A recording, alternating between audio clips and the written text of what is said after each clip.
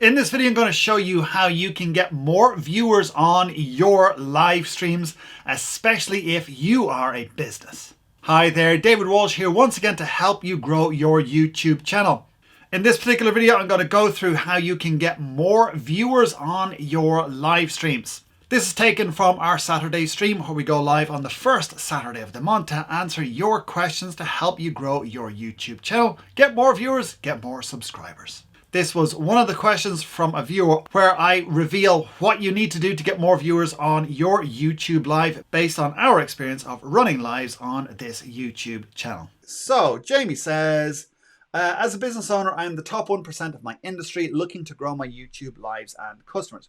I'm back to YouTube and doing lives. I have over 2,000 subscribers, but don't see them when I go live. Her question is, how do I invite people to join my lives? Okay, great question. And this is something we learned at the beginning of lockdown. The thing is, you've got to be consistent.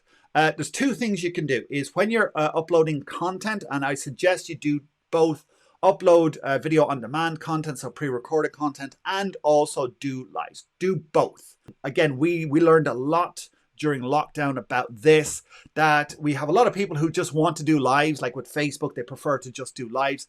That will only get you so far because you don't get many post live reviews. So people are like, if you do a live for 20 minutes or more, 15 minutes or more, the chances of people actually watching that 15, 20, 30, 50 minutes or an hour is between slim and none. You're going to get most of the views while you're live, and then some people, when they come on a little bit late, they'll go back to the beginning and watch.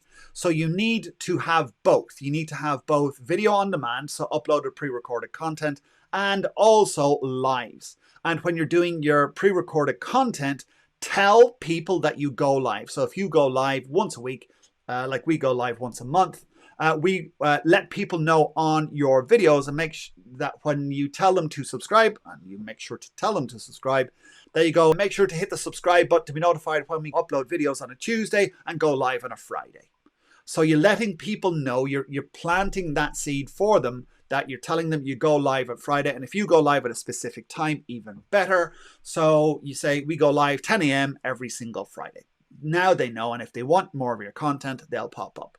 And as the more content you upload, the more people subscribe, the more chances they will be notified and pop on when you do your lives. So don't just do lives. And this is the same for everyone else. Don't just do lives. Do the pre-recorded content that you upload. And as a business owner, you want to batch record that, do 4, 6, 8 videos in one sitting, then upload them once a week is what I recommend, and then do your lives once a week as well.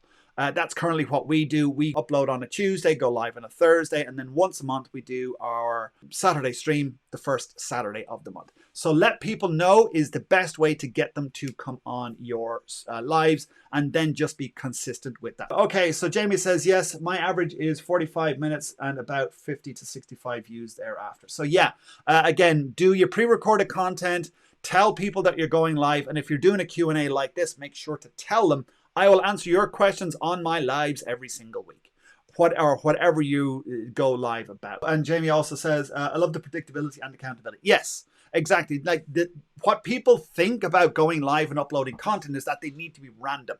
Random is the worst thing you can do. You need to be predictable. Like when we work with our clients, our business clients, the first thing we do is we set a schedule when they are predictable.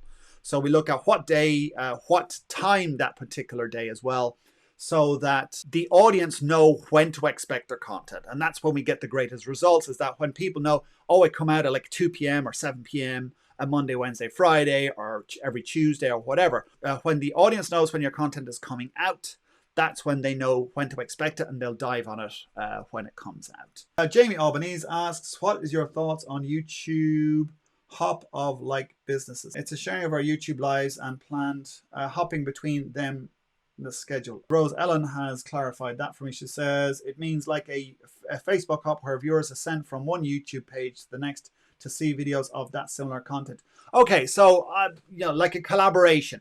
So if you've got like 2 channels are doing a collaboration where one channel does one bit and then the other channel does, but yes, there is big benefits to that. So you start one half of your video or one topic is on here, but a related topic is on another channel, and the two people are doing it together. Yes, there's big benefits in doing that, especially for businesses, because then you can share subscribers. It's not mutually exclusive. So yeah, if you want to do collaborations with other where you do channel hop, that can grow your channel very well indeed.